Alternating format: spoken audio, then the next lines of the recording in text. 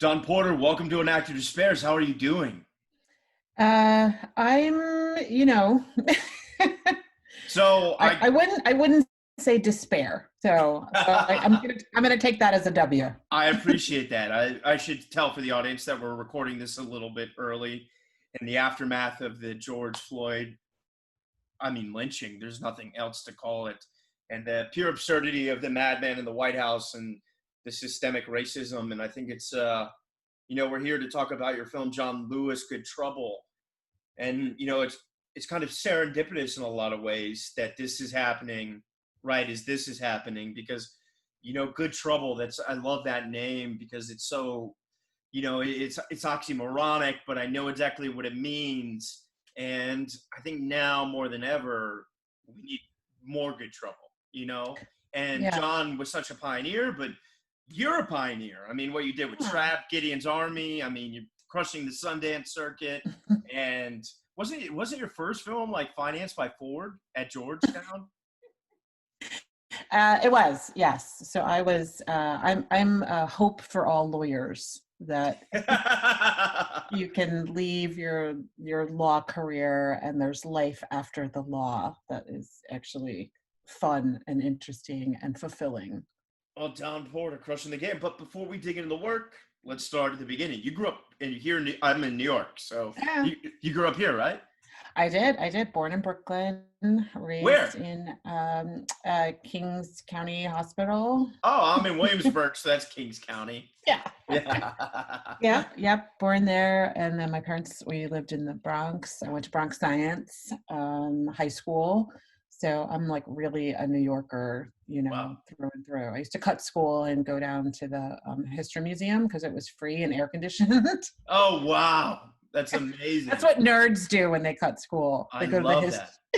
They go to the History Museum. So talk to me. How did the arts, I know academically that's not what you did at Swarthmore or Georgetown, but was there always kind of an underlying, like, what did your parents do?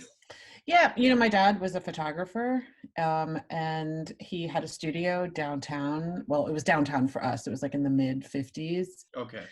And way over on the east side, there are those carriage houses with like cobblestone floors. Beautiful carriage house. So my father's photography studio was in there, and what I remember the most was like the light in there, and like that's where I would be a lot. But we used to make Super 8 films when I was little. We would, I would write them, he would film them. Yeah. My sister was always acting in them. She was little. So, photography and that kind of storytelling is always part of my growing up. And then I had relatives who were really into civil rights. So I think it was all kind of circling around in my head. And when I went to law school, I was kind of a geeky kid. So I went to law school and I really thought it would be a way to help people. But then the law that I kind of found myself doing, it wasn't really people centered. It was like, so, I also wanted to like make money. But it just wasn't fulfilling. So I was always trying to find a way. Yeah. What was the world climate like as you were coming out of law school? I came out of law school in the 90s. So it was, the economy was kind of like roaring Bush back. Senior or Clinton? Senior. Bush Senior, 93 is when I graduated from law school. Got it. So right, before Clinton kind of got the economy back, and things were very uncertain, and I wanted to have like a stable life, and I think for a while like stability was the thing to have, which does not mean go be a photographer or a documentary filmmaker. But what's funny is even at my law firm, the associates, I was part of a group that made a short film. Like when I look back on it, I'm like a psychiatrist's dream. I'm like constantly making movies. That's amazing. My whole life. But I started at my firm, I started representing newspapers. So, I was working with journalists. And then so you did have a firm for a while. Yes, I worked for a firm for 5 years. Yeah. Wow. So, yeah, I put in my time. And then what was the summoning calling card that got you out? Um, to be really honest, I had a really close friend who died. She was in her 30s and she had ovarian cancer. And I just remember thinking, like, you only really have one life. You only really have one chance to do what's important to you. Yeah. And I was not an unhappy lawyer. I was not miserable, but I was like, but this isn't it. This isn't the full expression of what I want to contribute or what I can do. So I kind of challenged myself and I was like, the next interesting, slightly, risky thing I'm going to say yes to. And it was moving to New York City and going to work for ABC television, Wow. which for me it was risky because I was doing well at my firm. I had like a clear path, Yeah.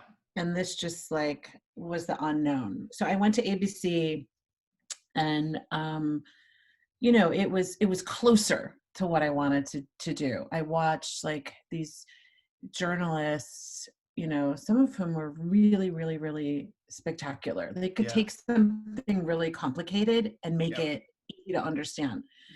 And it just like stuck with me, the power not only of words, but I wanted to add the pictures, Yeah.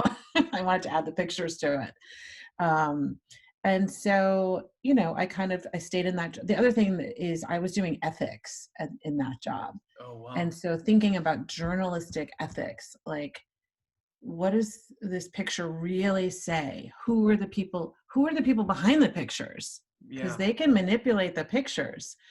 And I think over time that kind of stuck with me, that I wanted to be one of the people behind the pictures, that I wanted to add my perspective to the pictures that we all see.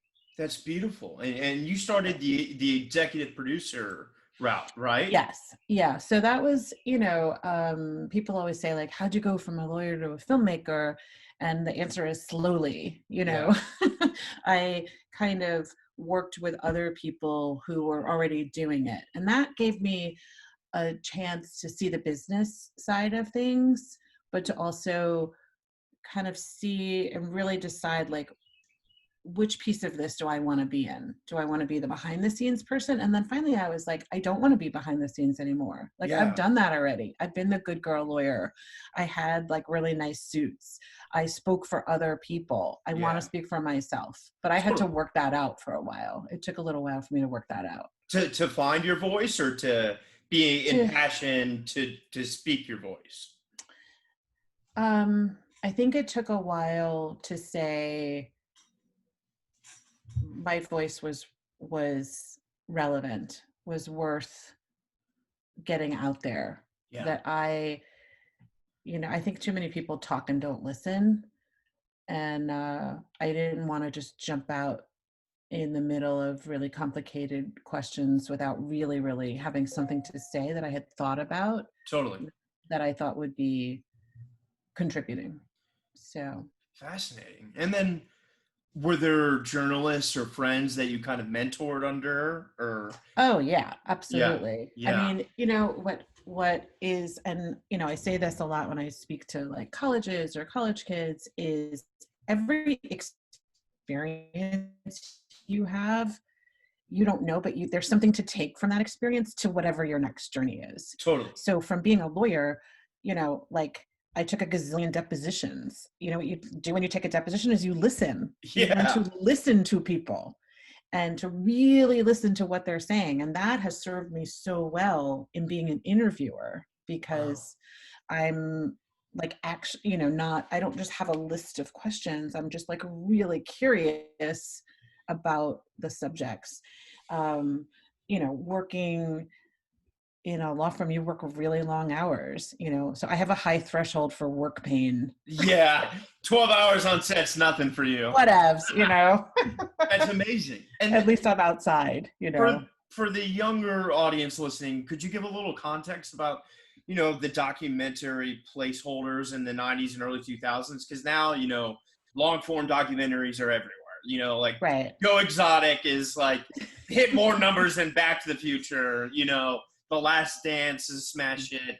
That Yeah. didn't really used to be so often the case, right? That is so true. And that I'm so glad you bring that up, because now people think documentaries have like street cred now. Oh, they're better than movies. When, before it was kind of like, oh, it's eat your vegetables, like kind of boring but necessary. Like you wanted to sound smart, you said you watched documentaries. And Yeah, now I think the craft is just like exploded with, there's so many different forms, and like there's a lot more creative expression. totally. So, but that is a fair, when I was making Gideon's Army, you could see it in the budgets, right? The Yeah, budgets were in the low six figures if you were super lucky, like $300,000-$400,000. yeah. And now you see documentaries, and they're seven-figure movies. It's like Yeah. my younger son said to me once, he's like, "It's like a real movie, Mom." I'm like, "Yeah, it's like a real That's movie." amazing. And then talk to me about the tactical evolution of going from the producing to finally Yeah. becoming behind the camera. Was there a moment? Was there a film? Was there, you know, I had a friend of mine was working at the Ford Foundation, and she came from also a legal background. We had actually been volunteers we had tutored kids in Washington, D.C. yeah, And then we also did like kind of mentoring events for young law students of color. And so I knew her from that kind of background. And so she was at the Ford Foundation giving out money, but she wasn't like a movie maker. She was just like a real person. So wow, I went to her and I was like, so I want to make this movie. And I pitched her this like civil rights movie. And she said, no, I don't fund that. But like, are you interested in any of our grantees? And I was like, I'm interested in those public defenders. yeah, So it's really through that I swear the first time I met those public defenders, I literally started crying, because I was like, um, this is what lawyers should be. They should you're be talking about Gideon's Army, right? talking about Gideon's Army, Yeah, my yeah, first yeah, film. yeah, But lawyers are there. The history of legal representation is the battle for America. It's the yeah, battle to make America what it's supposed to be. The only amendment, like the only profession that's guaranteed in the Constitution, is the right to counsel. yeah. So if It's that's great. not fundamental, right, what Yeah, is? So I felt like, oh, I could marry my legal background with storytelling. But I never imagined, I didn't really say, oh, I'm a director now. I just yeah. was like, I want to show you what these people are. And then it took a long time for me to say I'm a director, and I wanted to earn that title. So Well, you it, certainly have. thank you. So Yeah, it took a while. So, when Gideon's Army was, the other thing I think I knew from my just history working at corporations, working with teams, working with lots of people, is I don't have to do everything. yeah. So as I often say to people, I'm like, I don't have any skills. I can't edit. I can't shoot. I can't do a thing. Um, so like my way of working is finding people who are really good at those You things. And hire well. That's the I key to make your hire movie. them. Yeah, I'm big picture, right? yeah, yeah, So, but that, turned out to be, so I was introduced to like this fabulous, superstar producer, Julie Goldman, Matt Hamachek, who's an insanely great editor, and I think like the three of us, we kind of merged and made, and what I bring is I'm a good listener. yeah. And, I think I had a way of getting the trust of the subjects. Totally. And so like, that is what I think I do well. And that's what I enjoy. But I really just, nobody makes a movie by themselves, No, it takes a and village on right, both sides, you on know? both sides, Yeah. right. And so I really, really, really enjoy finding the right people for each project, and like getting us all settled into the right jobs. And because you ultimately become such a Sundance slam dunk, talk to me about the imperative to do the film festival circuit because I know there's a lot of pros and cons to both. Yeah, I mean, festivals are, and it's interesting because you were talking about how documentaries evolved in the Yeah. public. Well, for a while, the only way to get your documentary up on a big screen was really to be in a festival, And because HBO would acquire it or and whatever. then somebody would Yeah, acquire it yeah, after. And you were always looking for the TV, but the festivals were really that time. There's two big things for festivals for me. Well, there's a lot, but one big thing is being in the room with the audience. yeah. The first time that I made Gideon's Army, we're at Sundance, the lights go down, and I was thinking this was a terrible mistake. I can relate Because so many times as an actor. Oh God. if it's bad, it's gonna be so publicly Yeah. horrible. And Oh, my face was hot and my heart was pounding. And but then after having the audience react and respond and seeing people cry, I was like, they get it, yeah. they get it. So for festivals, and that's what we're missing so much during this terrible Oh, pandemic, I is know. like this is part of our lifeblood, like talking to each other and having community around things. So Totally. so festivals do that. You get this visceral response from your audience, and you see the power of story, right? You Absolutely. see what happens, and that you we sometimes need reminders that this work is important, because it's hard to get things done. I know for a lot of writers and filmmakers, I think even actors, there's a Sundance Lab. Is there one for documentary filmmakers? There's a great lab that Matt Hamachek and I went to, where you spend about 2 weeks on the Sundance Institute campus, in Utah. It's gorgeous. Wow. And we live there with some other amazing filmmakers, and they have uh, mentors that come in, and they kind of kick your ass, and they're just like, what are you trying to say, like, for Yeah. real, like, what are you trying to say? And it is brutal because it like tears your movie Oh, apart. for sure. but Murders the ego. but what comes out was, I remember, like, Matt, Hamachek, the editor, and we both went back, and we were kind of like on fire. We were Yeah. like, all right, let's like go for it. Let's go Yeah. for it. And so the labs, if people are able to do them, there's just nothing like it. It also, it's hard for artists to be removed from their lives to just focus on the work, because you got to go on the Yeah. auditions, you got to go Totally. meet your manager, you got to Yeah. talk blah blah blah blah blah blah. And a lot of it is not about the work. Yeah. Totally. All the other stuff. So when you're in a lab, I was like, I love my kids, but no kids, no Yeah. house cleaning, no laundry, no whatever. And it was just like, dig in and really think about what you want to say and how you Yeah. want to say it. And so Oh, that was like the most incredible gift, to be able to do that. that's so beautiful. And then I'm curious to ask you, expounding on that topically, it's your first film seems like a very logical progression of being a lawyer and switching to becoming a filmmaker, and kind of a Yeah, meta way you make a documentary about not so much the act itself, but other lawyers. And absolutely. so then topically, how did you choose what interested you next on your other films? Um, so Trapped came, I think, particularly if you're a documentary person, you have to be obsessed with For your sure. topic Yeah. because it's going to take you years. Yeah. You have to be willing to live, eat, sleep, breathe, think about it all day long, every day.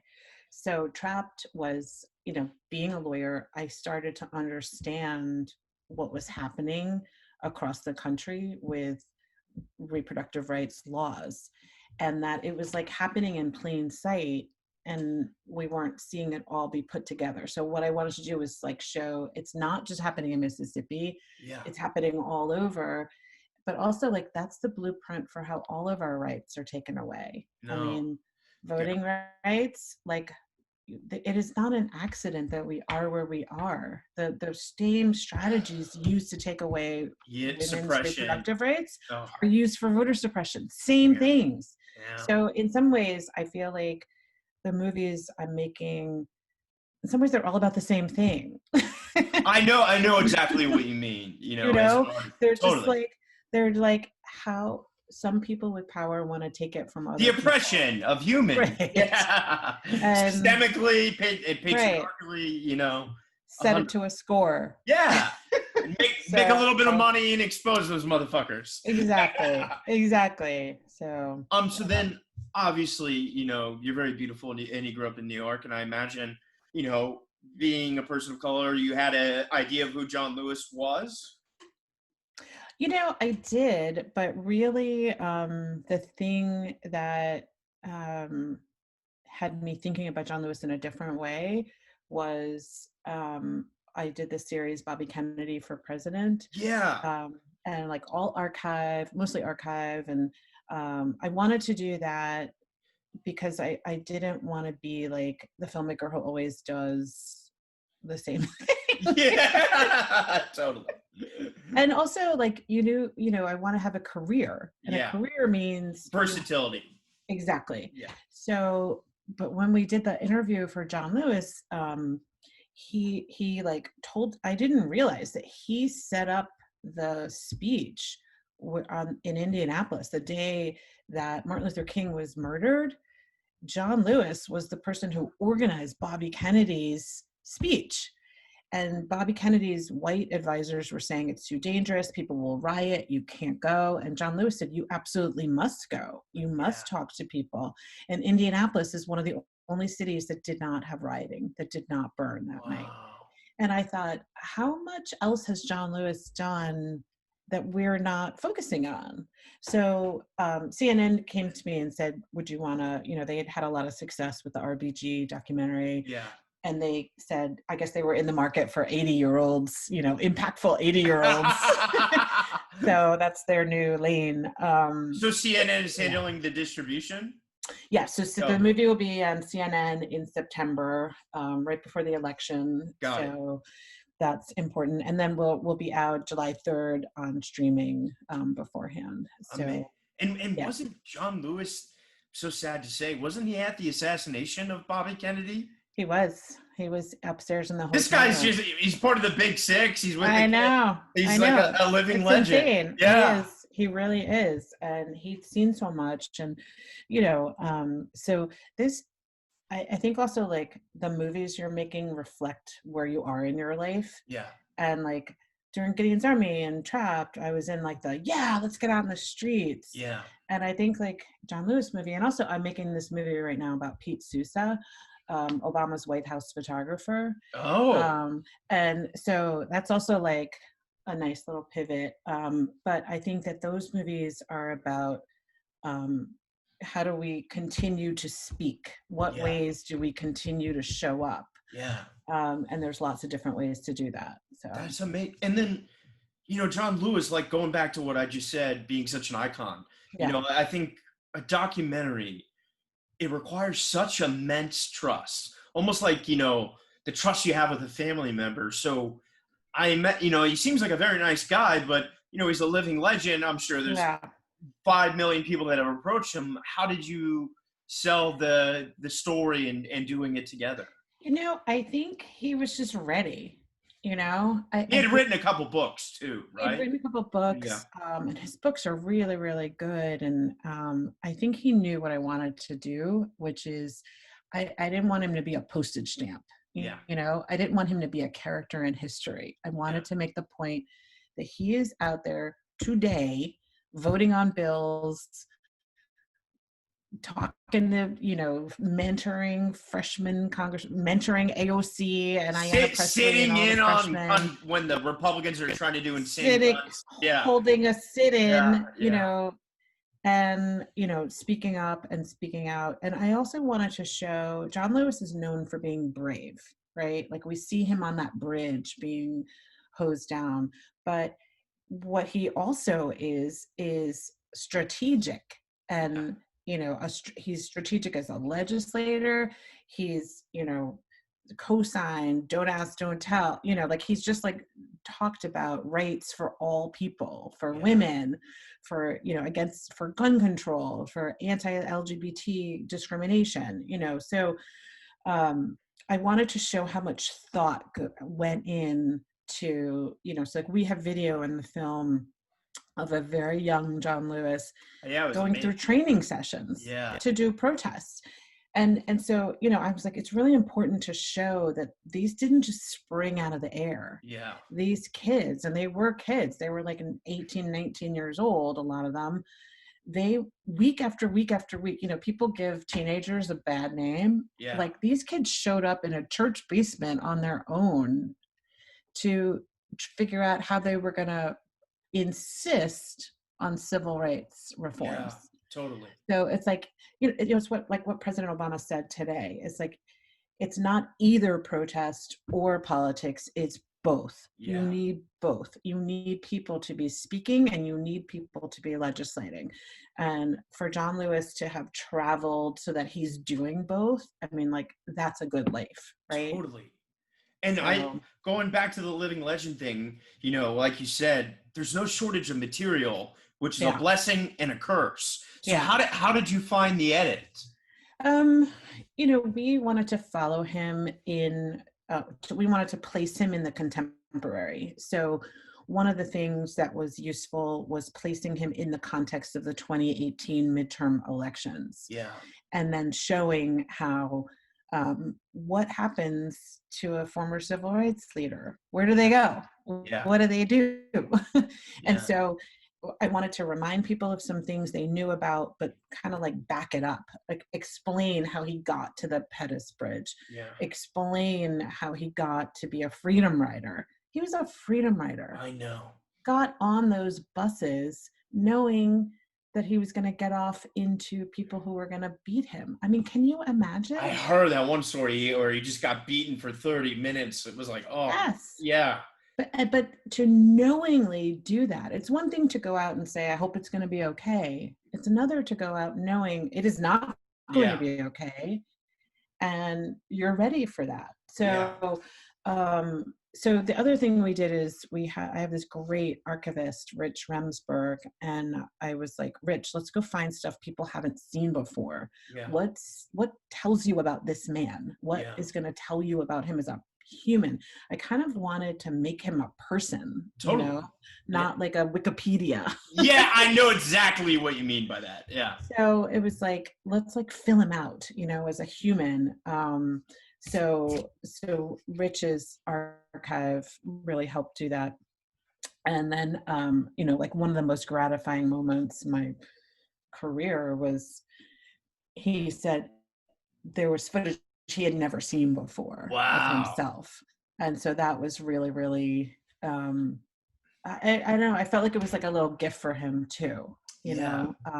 We had this moment, we were filming with him. We were at a civil rights museum and we were filming as he was walking through the museum, and he comes to a display that's about him. Mm. And he sees footage of himself as a teenager giving a speech and da da da da. And he turned, and there was a high school class Yeah. at the museum at the same time, and he turns to this kid and he's like, I can't believe that's me. And he starts talking about the day but I was like, that's so interesting. Like, as a filmmaker, for me, that was so interesting to see him responding to himself. Yeah. To With such humility. Like, right. yeah. So that's, one of the things I did with him was show him young John. He calls himself young John Lewis. I know he did Young Jeezy's music video, so. There you go. So Yeah. it was like young John Lewis. So I think, I think you asked like why he did it. No. Uh-oh. Oh, I'm here. Okay. Yeah, cool. You good? Yeah. All right, cool. All right. Go back to what you were saying. I just think that I think he's reaching a certain point in his life, and this was before, recently he's been diagnosed with cancer. Yeah, pancreatic, right? Pancreatic cancer. It's a really tough cancer. He's been going through treatments. So I'm just so happy that we had the chance, to spend that year with him when he was just an Energizer bunny. I mean, I have this like really buff cameraman guy, and we were filming him on like election, before the election, and he looked at me and he's like, is he gonna take a break? And I was like, I don't know, dude. Like, sorry, like when you're with a camera person, like you kind of can usually tell them. I think he thought like, oh, the guy's like almost 80. It's gonna Yeah. be a nice day. And it was not an easy day. It was like 5 churches in an hour. And Oh God. he just was I love that like segment at pushing the everybody airport where else. everyone is just rushing. Yeah. Oh Yeah. God, that's And amazing. he's so gracious with people, and that, you know, we're I think everyone has to be trying to figure out what to do while so many people are so angry and upset and Yeah. furious. And, I actually think about that John Lewis in the airport, because everybody who comes up to him, and I know that he's tired sometimes, but he just gives people a moment to Yeah. like, he appreciates that people appreciate him. Yeah. And he doesn't take it for granted. And that's Yeah. why he stops for everybody. It annoys his son That's and it amazing. frustrates his chief of staff. But I think that they know too Yeah. that, and he's been kind of inundated with calls right now for people want to talk to him. And that does make me tiny bit hopeful that Yeah. people are looking for that calm person. They are looking for someone who is light and who is positive. Um, so, because I don't know how else we get past No. where we are. I don't think there's anything else the world needs right now more so than your film and John. It's been, yeah, it's just been so dark these last 3 months. But let's talk about what's going on right now. Good Trouble. It seems like such a like perfect term for everything going on Yeah. in the Floyd aftermath. I think that that's right. And I think um, for those of us who thought,